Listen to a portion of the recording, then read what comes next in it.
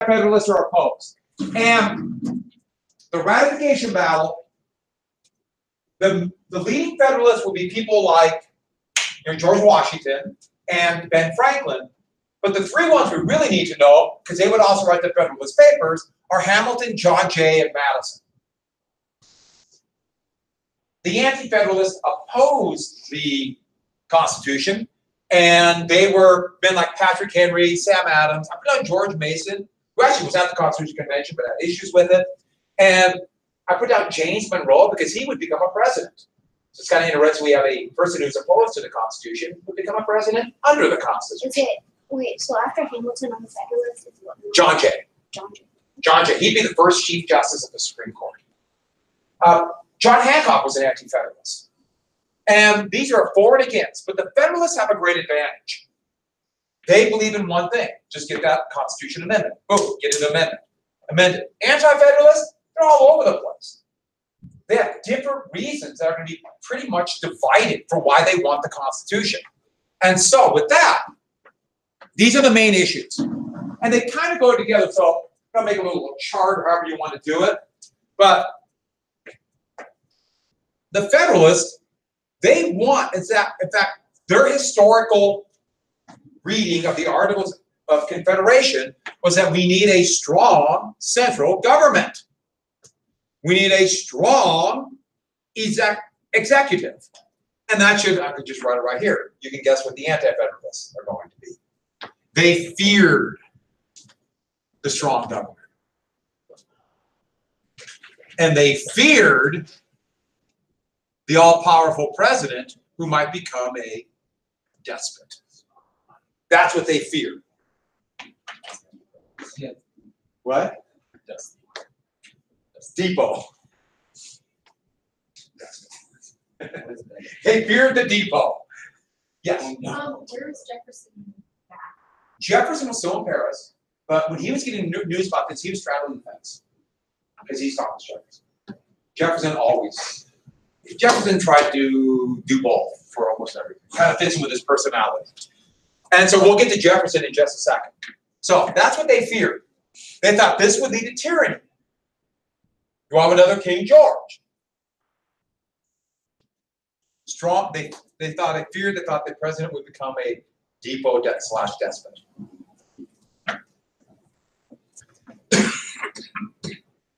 Same thing here. We got the power to tax. The power to tax allows you to not only fund the government, but also create a stable government that people can rely on and gives back into the money. They feared this idea of double taxation. And it was that, remember this federal system. You might have a federal government that can tax and a state government. Remember back in the Tea Act? This is the way they looked at it. When, even though they cut the tax, they thought they found a way to enforce that tax. And the Sons of Liberty, they opposed it, not because of the tax itself, but the power to tax is the power to control and ultimately potentially destroy. They might destroy. So we have to stop this taxation somewhere. And so that was their fear. And so that goes back to the fear of the events leading up to the Revolutionary War. That we can have state government and national government tax. Yeah. So they were okay with being taxed once, just not by state and federal? Yeah, they fear that if too many entities are taxing, you have too many entities that could potentially use that as for tyrannical reasons. Cool. And let's get to another one. They felt it's good. We have a government of the elite, well-educated, best people. In fact, the term they used over and over again was government of a better sort. Government of a better sort of people. So the best people running, the best people ruling, not the riffraff, aka, right? You know who you are. Here, who's going to lead? It's going to be a small group of wealthy elite who will run everything for them. A cabal of the rich who will run it all for their own personal good. Wait, so they wanted the Anti-Federalists? Yeah. Wanted strong? The Federalists wanted the elite to rule. The anti-federalists, I should have put feared this, but they feared to be ruled by the wealthy. I should have been more clear on that. Yeah, the anti-federalists thought, okay, we're just gonna have a wealthy elite. They thought this was a bad thing. We have a wealthy elite. Next, now a couple of these start to diverge. Next we have, here we just, and I'm just gonna kind of finish up here. Here we have now the ability to have a military to put down potential invasions, to control our borders. Remember, the British have never left. They're still in the borders of the US. In fact, they still have trading ports. And also they want to conquer this area for the people they live there. But the US traditionally is going to have a small military. Military to the founding fathers equals tyranny. So they wanted a controlled but small military. I don't know exactly what they would have think today, because they're dead now, the founding fathers. But I think they'd be quite shocked to see the US as being basically a military state. It'd really shock them. Next, they can control the money supply. Remember inflation and deflation? They can control that. This pen is nearing the end. Throw it. So with that,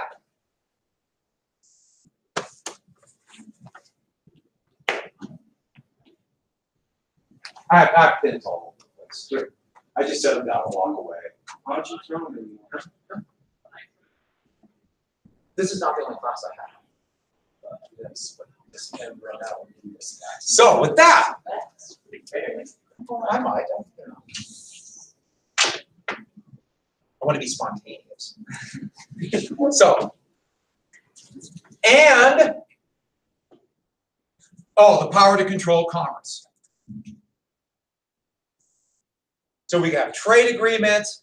And remember, a lot of them were merchants. They want to know that tomorrow we'll have stable trade agreements, so today I'll invest. Now, more in the anti-federalist arguments. None of they fear that. But, and there's lots, states. The states would lose power. That's my going down. Catch that? That's my way of saying losing power.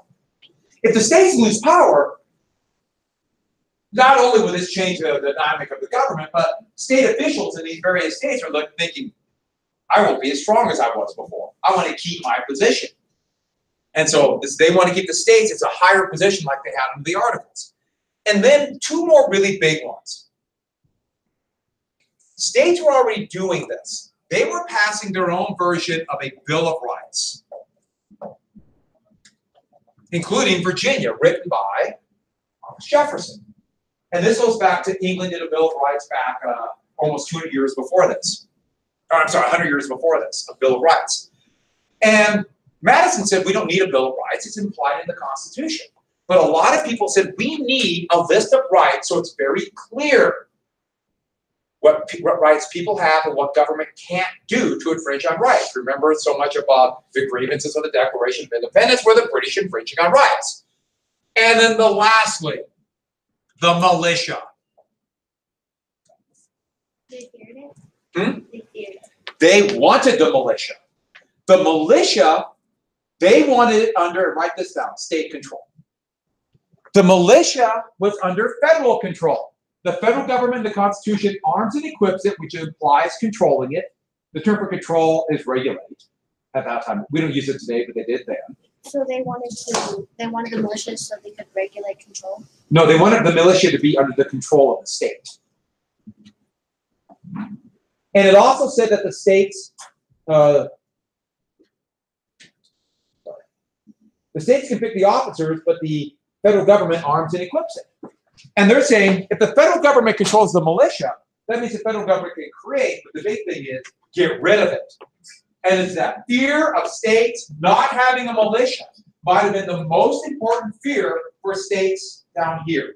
Because the militia, to their point of view, might be the most important thing to keep their social, political, and economic stability intact. Because what did they fear? That they needed a militia force. Exactly. So everybody write in big letters. They feared slave rebellion. I can't emphasize the fear of slave rebellion enough. And I'll come back to it because it just was overriding everything. Slave rebellions were the bloodiest, most horrible things you can imagine. Because the whole system of slavery operated with terror, the threat of torture and maiming slaves to keep them in line. And the masters know how to do this. They know that desire for revenge.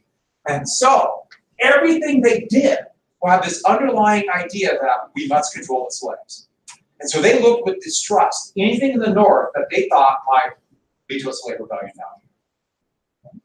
And they would constantly say anything they thought that might threaten slavery or say that slavery was wrong was condemning them to be murdered in the middle of the night by their slaves. Now, yes, there's a lot of hyperbole or exaggeration there, but they really believe this. And so you're going to get this just rabid fear of the South. It's already here at the writing of the Constitution, but can you imagine what it's going to be by the 1850s? Just any action by the North. They're coming to kill us. And so that's where Thomas Jefferson was. Jefferson looked at this. He actually feared the strong central government, but his two biggest issues were Jefferson said to his friend Madison, we need a Bill of Rights. I can't support this if it doesn't have a Bill of Rights. And what's the other one Jefferson cared about? He's a slaveholder. He didn't like slavery, but he's a slaveholder. And that is when Madison agreed. Madison said, okay, I'll write a Bill of Rights. I'll write a Bill of Rights. And it will include a militia. I'll do that for you. And Jefferson agreed, and Jefferson's agreement was he would no longer vocally oppose the Constitution. He didn't come out in favor, but he just kept quiet. Because everyone got that. And that's the thing about Jefferson. So, because Jefferson would be appeased by the issue of a Bill of Rights and having a militia to put down slave rebellions, Virginia ratified. The next biggest state, Pennsylvania, that ratified it too. And now everything came to New York. Yes, they needed 9 states, but it needed the 3 biggies. And the talk in New York, that's the biggie. If they don't get New York, no Constitution, and that's where we get the Federalist Papers. Everyone write down the Federalist Papers. Propaganda written by 3 men, Hamilton, Jay, and Madison. Hamilton, Jay, and Madison. That's why we wrote those people up earlier. They wrote them anonymously, so that's why the back it says by Publius in the bottom of the Federalist Paper number 10. That was just a Greek philosopher, or Roman, I'm sorry. But the Federalist Paper. So everybody go and take out that Federalist number 10 real quick. Let's talk about it. So take that out because you should have the underlying answers to 1 and 2. Correct? So we get it out. But this is propaganda. So as you're getting that now, just remind you, remember propaganda, it's biased information to get someone to believe this point of view. Why not? Because you said, because I wrote it down on the Okay.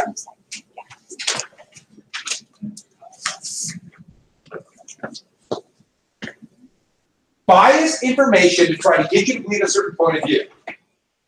The information can be true. It might not be lies, but by definition it's misleading because it's not going to include everything. So everyone take that out. And the big thing about this propaganda, Madison, Hamilton, and Jay were writing these Federalist Papers to convince members of the New York State Assembly to vote for the Constitution. Does everyone got that? They're talking to the New York State Assembly. They're talking to elite people in New York who are on that assembly. They're not talking to the people of the United States. In reality, okay, they were thinking a little bit Pennsylvania, but that was pretty clear I was going to vote for it. They're thinking nothing about even the other states. It's just New York. We got to convince these people. So they're not going to say if they have any doubts about what the Constitution will do. They're not writing down any gray areas or nuance. What they're saying is the Constitution will do these things, and they are good. And they're saying the things that they know the elite of New York want to hear. They're not necessarily saying, we believe this will be what kind of government. What they're saying is, you didn't like the articles, and this will redress your personal concerns. Yeah. And New York was super important just because of the large population. Yeah, this is a big population. The three biggest states by population had to go in: New York, Pennsylvania, Virginia. And since New York, by its position here, kind of blocking it all off, I said the rest seemed to be even more important. You know, yeah, they won in other states, but for example, Rhode Island didn't ratify it until 2 years after the Constitution was approved. Yeah, because it's Rhode Island, but it's Rhode Island. So, this is not what the government created.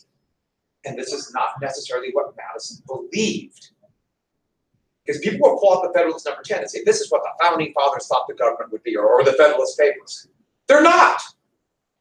I had a political science professor when I was in college. This is many. Where'd you go to college? Many. Why do you want to know so much about me? This was at Rocky Mountain College. But they had all these things down, all of them down. And they were all the Federalist Papers. We had to read a bunch of them for the class. And he's like going through them, and he said that these are a holy writ. Never forget that, a holy writ. You know what that means? Like a religious document. And this showed how the founding fathers felt that country would be created. These documents. And I thought, wow, that's pretty impressive. Yeah, I didn't know. And then I found out later, no. They're not a holy writ. This is propaganda. It's advertising. And the reason I'm telling you this is, when you read this, this does not tell you the facts. This tells you what Madison wanted people to know about it. You get my point there. It's very biased. It doesn't make it bad. It gives you an insight of what they were thinking and what they wanted, but it is not the absolute facts about it. So with that, propaganda. Let's get to Federalist number 10. And let's get to two definitions real fast. What, pray tell, is a faction? Remember, this is in the context of government. We said it yesterday. What is it? Remember? So group. And if you have similar opinion together in the term of government, these are political parties. Exactly. I think we mentioned that yesterday too. Political parties. Now, what's a republic? A republic is government by who? Who makes the decisions? Who carries out the laws? Who are they? Government by what? What do we call those people? Yeah, representatives. So we have representatives. Now, they could be elected by the people. They could just be people who took power. You know, I have the most guns, so I will be your representative. Yeah, it could be that. I have the most money. I will be your representative, like in the Republic of Florence. But political parties, a republic, representation. What's a democracy? Rule is what? Who rules in a democracy? Not all the people. But who rules? Sometimes some voters might rule in one part, but they might not rule another part. Decisions are decided by what? If you vote for something, who wins? Majority rule. Democracy is majority rule. Are we a democracy? No. Are we? We're a republic. Majority rule. And so he doesn't want a democracy. So he's saying that this will solve the ills of democracy. What are those ills? Political parties. We won't have political parties.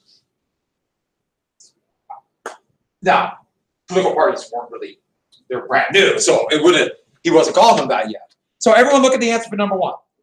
According to Madison, what are the causes of factions? Everyone look at the ones you have underlined, you should have those, the causes of factions. Most of them are in the, get my count right, third paragraph. He goes through a bunch of the causes of faction. So what gets people, what kind of things will bring people together, like-minded people into a faction, aka political party? Found him, give me one. Amount of property. And that's the most important one. You notice he says, the most common and durable source of factions has been the various unequal distribution of property. And then he goes through and talks about there would be landed interests, mercantile interests. And everybody, make sure you put that down. Property. Can't write today. property. Property is the biggest source, and that means without parties,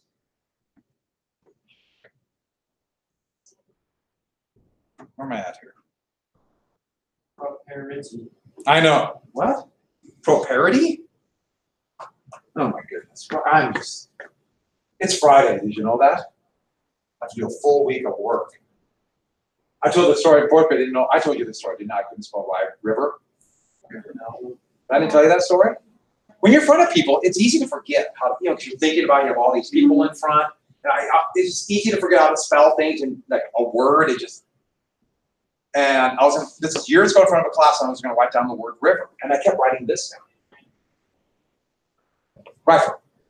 And everyone's laughing, and I'm like, no, I just, it was river. But that was river to me for some reason.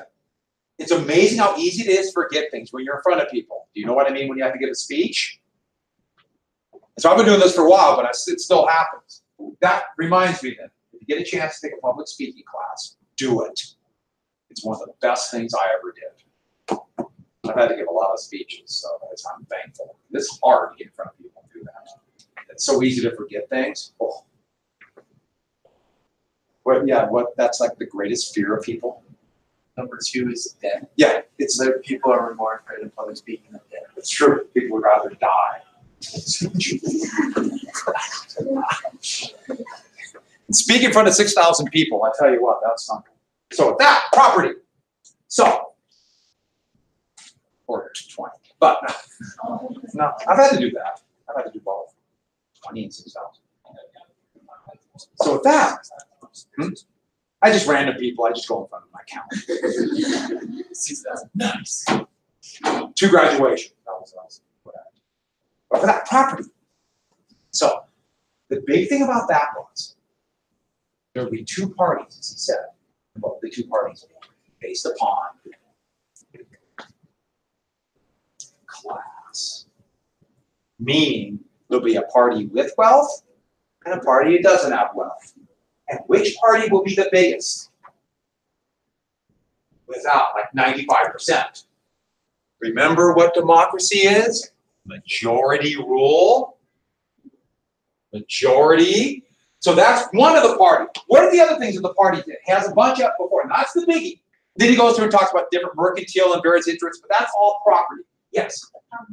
Religion is another one they really feared. In fact, I actually should have said this. I'm going to backtrack just a little bit. Just deal with it, all right? You're okay, right? One of the big arguments here for the Federalists was the separation of church and state.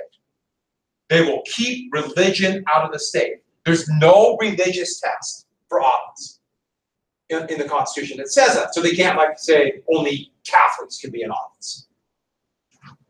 They remembered all of those religious wars. They remembered the 30 Years' War that killed 40% of Central Europe between Catholics and Lutherans. The English Civil War broke up between Anglicans, the Church of England, and Puritans, and killed 25% of the population. And they said, we can't divide ourselves with religion. Religion has got to be separate from the state, period. So that's one of the big arguments the Federalists had. So I forgot that one. But back to this, they thought we might break up in religious parties. Once again, the fear is in religious parties, another 30 Years' War. It's hard to comprehend how bad the 30 Years' War was. It's just so awful. And something else. How you doing? Good to see you. I forgot what I was going to say. So what was I going to say? Somebody help me. By the way, this is all being filmed. Hi, how you doing? I'm hoping it would just kind of pop into my head, just kind of like appear. It'll come back later. Let's go. Let's go to the next one, and then all of a sudden I'm going to say, wait a second, I remember what I was going to say. Oh, there was a religion. Thank you. You're good people. No, in the 1850s, there was an anti-Catholic party in the United States called the Know Nothings. And they actually did quite well. Yes, their name was Know Nothing. They're actually called themselves the American Party, but everybody referred to them as the Know Nothings. It was an anti-immigrant, anti-Catholic party. And they almost became one of the two parties. The Whig Party was dying. So with that, religion, what's another one it says? Sorry. What's another one? It says religion, property, what's a third?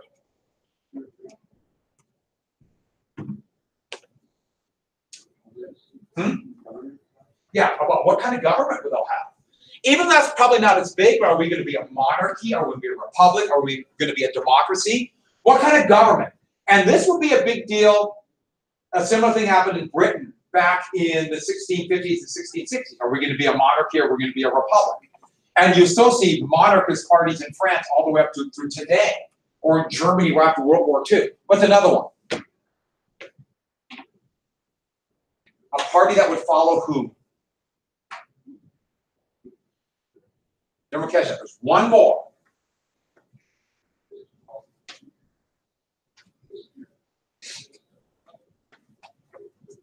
Parties that would do what? Zeal for religion, concerning government. Yeah, following, they used to say the man on the horse, like follow the leader or the general. You know, a party around one person. And the idea is that one person almost always becomes a king. But we've had political parties where it's basically just one man. For example, the Bull Moose Party in 1912 was Teddy Roosevelt. Or the states, the American Independent Party, this anti-civil rights party in 1968, a guy named George Wallace. Just one person party. But they usually then they go away. And so that is the basic elements of party. And then the next thing, what are the advantages of a republic over a democracy? So we know what that is, but we know what a republic is, we know what a democracy. Let's look down there in the last two paragraphs. They give you 4 advantages that a republic has over a democracy. Some are quite logical, some really show the point of view that Madison had. So let's look at that. First off, they talk about we have this group of representatives, and that's a good thing. So everyone look at that first sentence of the second to last paragraph. Everyone look at that really quick.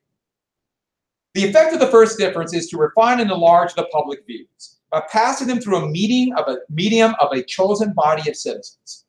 So let me explain that really quick. You have this turbulent people, all kinds of different points of view. You know, the mass, right? And so there's no clear point of view. But you have this chosen body that can interpret different people's point of views and then use that for government to do the right thing. So that's the main idea. And that's the advantage of a republic. But let's get to why he thinks that is a particularly advantage. What kind of citizens will they be? And that is the key here. Everybody look at that next. Read it to yourself after this. Chosen body of citizens.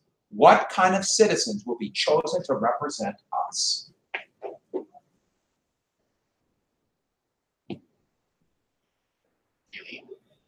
But, okay, they are the elite, but what makes them elite? Because they're what? Do you want to say They're the most patriotic people.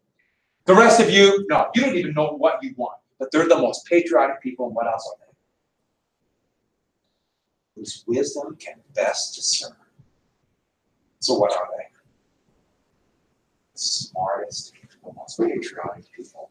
So we have this mass. And out of the mass will rise the elite, who are the smartest and the most patriotic, who care nothing more than what's best for the country and not themselves. Now, is that the kind of people that republics elect? Always. Yes, of course. Yeah, sometimes there are, sometimes there aren't. I wonder if you really believe that. Do you think he believed that? Maybe the euphoria of getting it passed, but what kind of person is he talking about? What person is he thinking about when he writes that? Partially George Washington and partially one other person. Himself, me, people like me. Aren't I the best? And who agrees? See, you don't know because you're a turbulent mass, but I know for you. So read the next sentence. Read the next sentence. Under such a regulation, it may well happen that the public voice, pronounced by the representatives of the people, so the voice of, or the people's voice will be funneled through the representative. So think about this mass of people through the representative will be more consonant, which is clear or correct, to the public good than if pronounced by the people for themselves. Meaning, what does that say about the people? So first off, it's going to pick the best people, and then what does it say about the people? What do they not know? Not only how to say it, but they might not even know what they want. They don't know what's good for them. They're not smart enough to know, but I know. I know what's good for you. I know what's best for you. I do everything for you. Oh, sure, I might benefit, but it's all for you. What do we call that? I'm not doing it like I'm going to beat your head and take command. I'm doing it more like I'm applying it. Oh, yeah, I'm in command, but I'm doing it for your own good. I know what's best for you, like a father.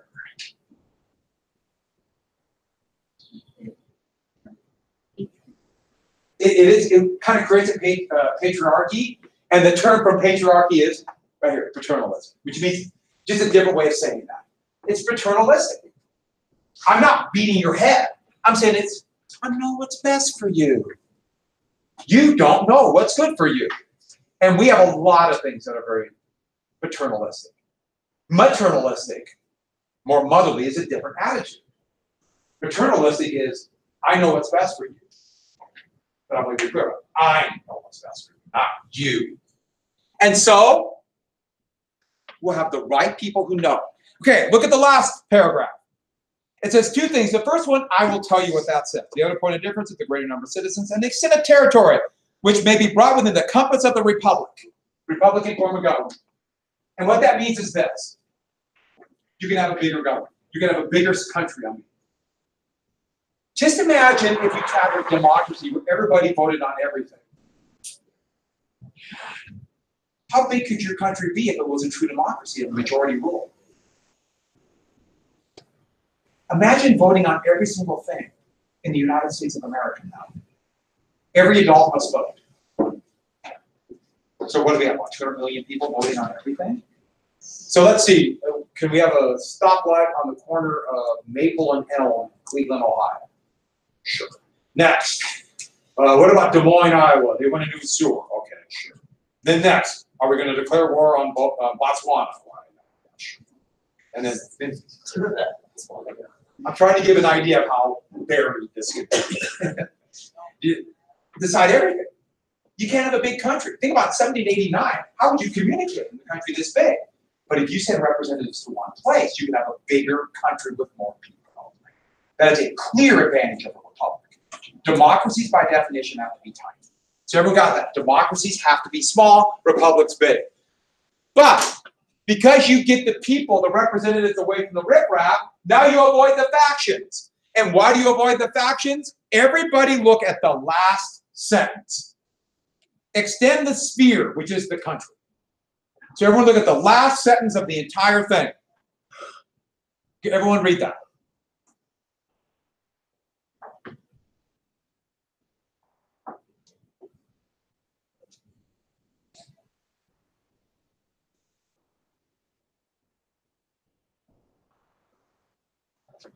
Extend the sphere. It is less probable that the majority of the whole will have a common motive to invade the rights of other citizens. So remember, democracy is majority rule. And there will be less chance that the majority will invade the rights of whom?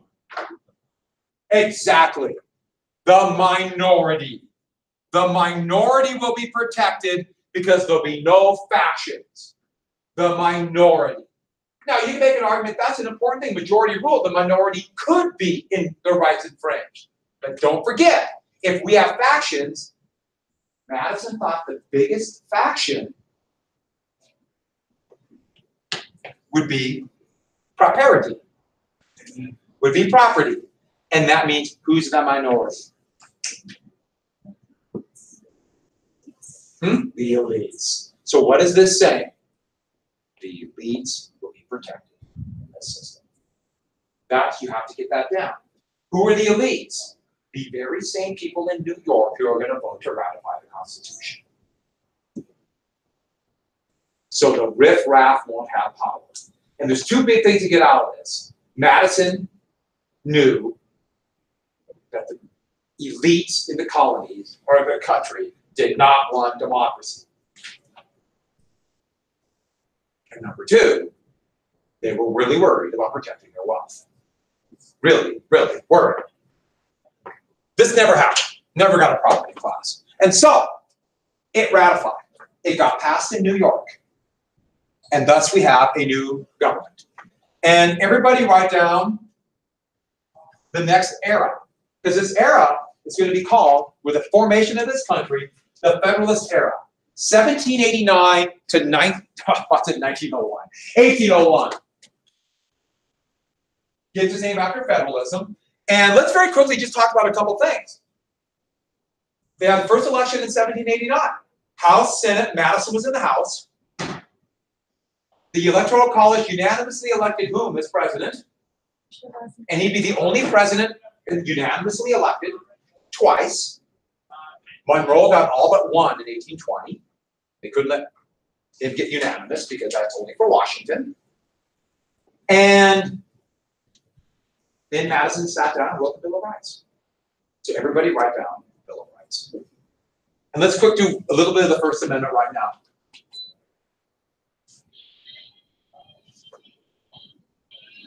Who has a battery? One of those little kind of watch batteries. Who carries a lot? Unprepared people. I need one. Madison Road. Yeah, Madison Road. So Madison Road. So you gotta remember, Madison's writing this in the context of the Constitution is great. So it's never actually going to do this or need these things. He wrote 12 amendments. 10 would be ratified. One, which is shockingly confusing, the first actually proposal, it's called right here, the article of the first, it's all about apportionment of seats and it's really complex, and they just said, nope, we don't want that. And that disappeared. The second one about the compensation for senators and representatives, that would be tabled until 1991. And that's the last one ever to be enacted. Basically what it says is senators and representatives, if they vote themselves a pay raise, they don't get it until they have an election. So they have to go to the people and say, vote for me, by the way, I voted myself a raise. Now, of course, Congress immediately got around this by voting themselves a permanent raise every year. So that's what they do now. But that's where that came from. So let's get then to the 10 amendments that made up the Bill of Rights. We're going to do a little detail on a couple of them. And partially for the historical background. Remember, most of these have to do with the events that led either their knowledge of British history or the events that led to the Revolutionary War. So everyone write down the First Amendment. And the First Amendment, a lot of people think they know about this, but they make mistakes about it. I sympathize, but we're not going to make that mistake. So everybody just follow along with me. Congress shall make no law respecting an establishment of religion or prohibiting the free exercise thereof. So that's the first part of it. And everybody write down, it's called the Establishment Clause. And it says, so that's Establishment Clause. And what it means is that Congress cannot establish a state religion. You can't say everybody in the United States will be a Druid or you cannot get a job. Who here is a Druid? You are? Human sacrifice can keep off trouble. We get around. Yeah. But we like trees. Trees are cool.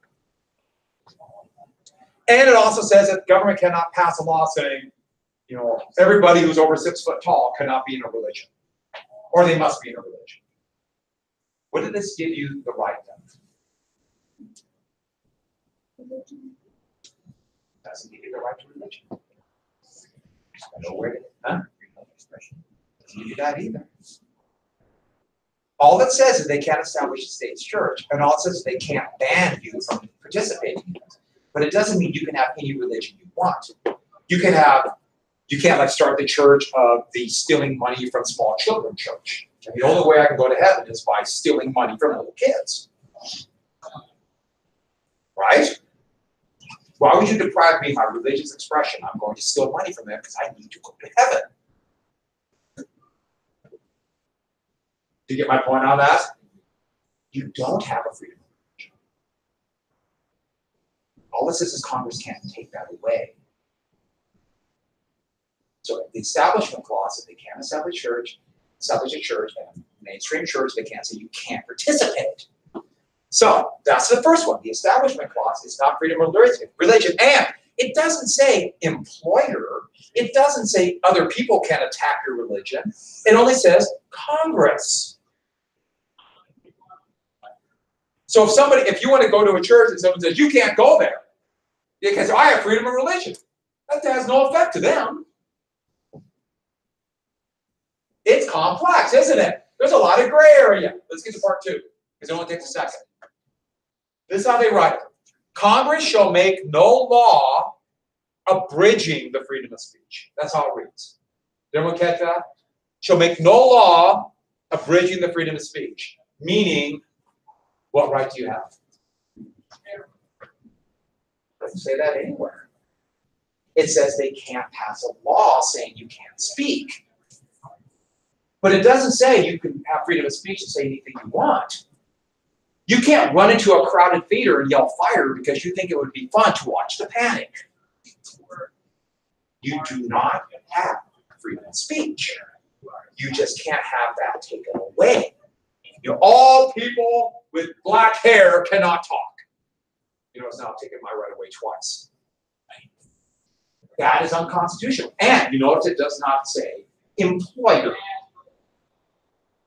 Only Congress. And in fact, at first, it only affected the federal government. So, for example, you can be fired for things you say. Not so much in Montana. Montana has some of the strictest laws to protect employees. Montana does in the country. Maybe the strictest. Or the best, depending on your point of view. Now, if you live in, let's say, Alabama, oh yeah, you can be fired for just posting something they didn't like on Facebook. I'm not kidding. Or not hiring you. They go, but don't look. Hey, they look. They look at things you do. All right, so Monday's a Bill of Rights speech. That's a speech. Everybody must write a speech on the Bill of Rights and then give it. Invite 6,000 people. It's going to be a little matching quiz. So, like, I'm going to have like First Amendment, and then one of the choices will be like religion, speech, and press. I mean, I'm going to make it fast-paced. Yeah, just quick look at it, but just know like legal search and seizure. That's one. No cruel and unusual punishment. I'm going to make it as simple as possible. How many questions? 10. 10 Bill of Rights, 10 amendments, and it's going to be matched. Yeah.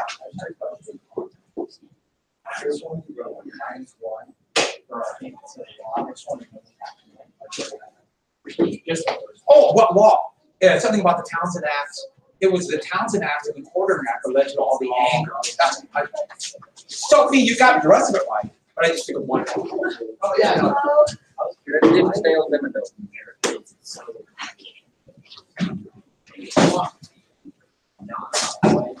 Well, first off, people got to believe that democracy was all the right virtue.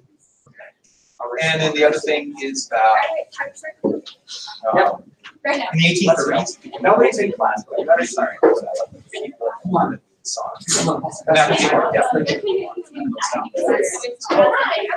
so it just became one of the things. After me, this is awesome. Sure.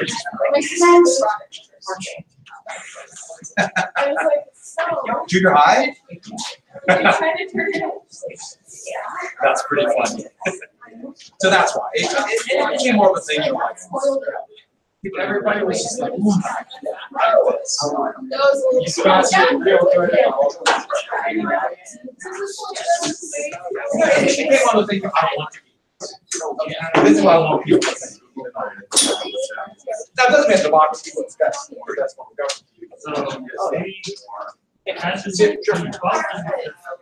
Let's keep let's watch. Why did you sleep yesterday? I'm sorry. Let's watch tomorrow. Who? Senator Collins. She's too pedantic.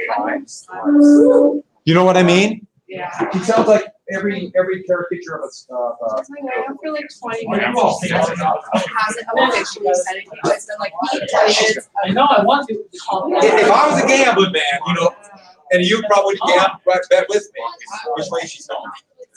It's pressure. You know. Oh, yeah. All right, everybody, take out the worksheet for the video. Yes. My dad spoiled it for me yesterday because I was talking to But him. don't tell us. No, I'm not going to, but I was like, I almost cried. He was like, oh, was it this part? And I was like, no. Don't tell anybody. All right, here we go. So we're going to watch